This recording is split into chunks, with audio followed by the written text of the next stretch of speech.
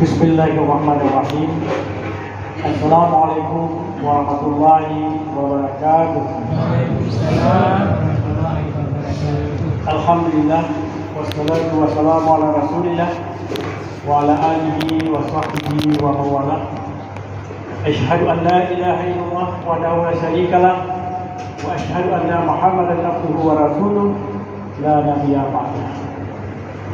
Puji syukur maka pertama kita serahkan kehadirat Allah Subhanahu wa taala, karena dengan rahmat dan keizinannya lah pada malam yang berbahagia ini kita masih punya kesempatan dan kekuatan untuk hadir di musala Baitul Muttaqin ini untuk melaksanakan salat Isya tarawih secara berjamaah.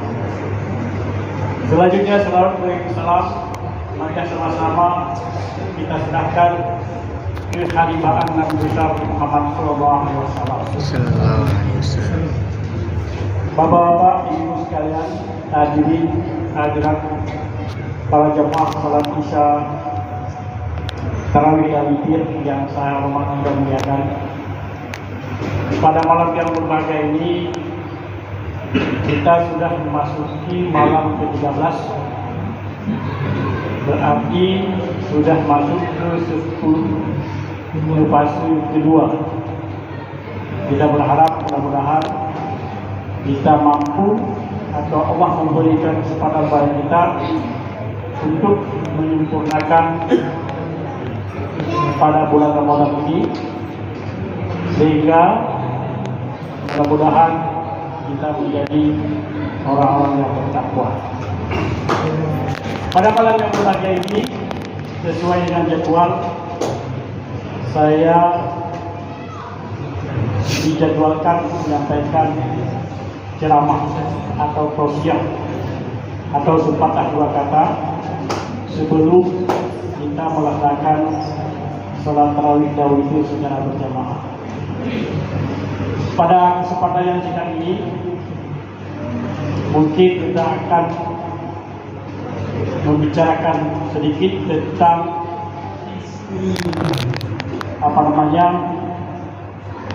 etika ataupun menjaga lisan dan lisan dari ujaran kebencian, khususnya di media sosial. Bapak-bapak, ibu sekalian,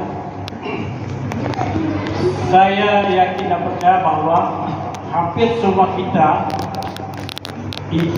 memiliki yang namanya handphone, paling kurang handphone Android, dan saya yakin dan percaya pasti ada salah satu media sosial yang kita upload atau aplikasi yang kita upload di HP kita, paling kurang Facebook.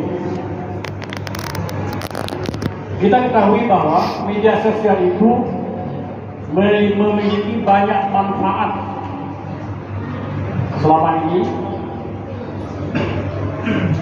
Misalnya kita punya teman yang sudah lama tidak bertemu, dan tiba-tiba kita bisa berjumpa di Facebook, kemudian kita kirim nomor HP, kemudian bisa kita berinteraksi kembali atau bersilaturahmi kembali. Demikian juga dengan kita barangkali jauh di kampung, di perantauan, kita bisa menghubungi keluarga kita di kampung, bisa berbicara layaknya kita berada di tengah-tengah mereka. Itu manfaat yang kita rasakan selama ini dengan adanya media sosial. Di samping juga itu ada bisnis sebenarnya, ya, jualan online. Kita sebagai konsumen juga dimudahkan dengan tidak perlu lagi pergi ke pasar. Kita dengan hanya memiliki online, kita sudah mendapat apa yang kita inginkan. Tetapi di samping itu juga tidak bisa kita menafikan banyak yang memanfaatkan atau menyalahgunakan media sosial tersebut. Salah satu yang adalah dengan digunakan untuk menyebarkan ujaran kebencian. Ujaran kebencian itu merupakan perkataan yang menghina, ya, kemudian mencemooh atau menyebarkan perkataan-perkataan ataupun berita-berita hoax. Dan terkadang kita tanpa kita sadari, kita berada di situasi seperti itu. Apakah pada saat kita mengunggah sesuatu, memberi komentar atau hal lain. Kalau dulu sebelum ada media sosial, untuk melakukan menghibah atau mengumpat saja, itu butuh orang. Ya mungkin kita hibah sendirian.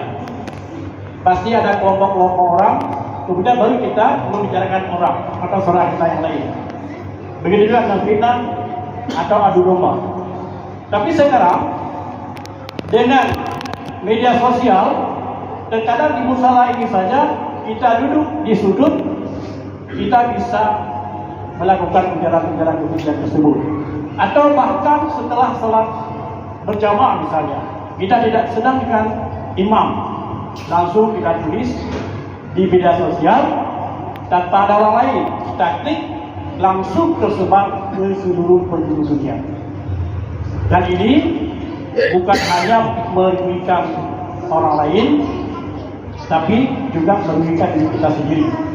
Karena ujaran kebencian ini akan kena undang-undang informasi transaksi elektronik.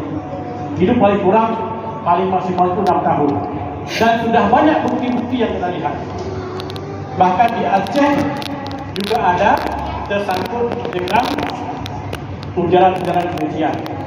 Ada yang di penjara, ada juga yang sudah didapur. Jadi kita baca, tetapi tidak ada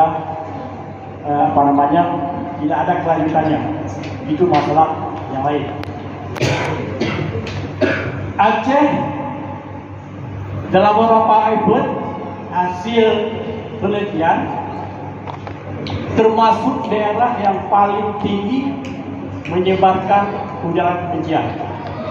Misalnya pada saat pilkada kemarin, itu kalau kita klik atau browsing di website Dialisis, itu akan muncul ada salah satu artikel yang menyatakan Aceh merupakan daerah paling tinggi menyebar ujaran kebencian menjelang pemilu kemarin itu pilkada. Dan bukan hanya itu saja. Kalau kita punya TikTok misalnya, kita lihat lewat Komang itu komisi massal, ya. Itu orang-orang Aceh isinya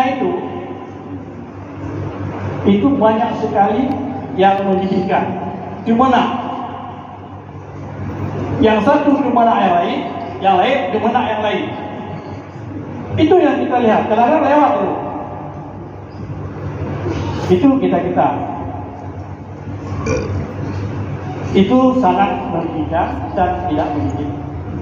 Padahal kita tahu bahwa daerah kita adalah satu-satunya daerah di Indonesia yang melaksanakan syariat Islam. Karena dalam Islam masalah lisan itu sangat diperhatikan. Banyak hadis-hadis yang menulis yang kita baca yang berkaitan dengan menjaga lisan. Kalau di sekolah-sekolah itu banyak di ditulis, misalnya mangkana itu billahi wa yaumil akhir falyakfur, ya. Artinya barang siapa yang percaya pada hari akhir dan percaya pada Allah pada hari akhir, maka hendaklah berkata baik dan berkata baik atau dia. Itu isi hadis seperti itu. Di situ dikatakan barang siapa yang percaya pada Allah dan hari akhir, hendaklah berkata baik atau diam. Berarti kita dianjurkan untuk berkata baik dan diam. Kalau tidak, maka kita bisa dikatakan tidak beriman dan percaya pada Allah dan percaya pada akhir akhir. Demikiannya dalam Al-Quran banyak ayat-ayat yang memperingatkan kita untuk menjaga Islam kita. Salah satu di antaranya adalah surat Al-Hujurat ayat 11. Itu kalau di sekolah itu populer karena berkaitan dengan bully. Ya, hai orang-orang yang beriman, janganlah satu kaum mengolok-olok kaum yang lain. Bisa jadi yang diolokkan lebih baik dari yang mengolok-olok.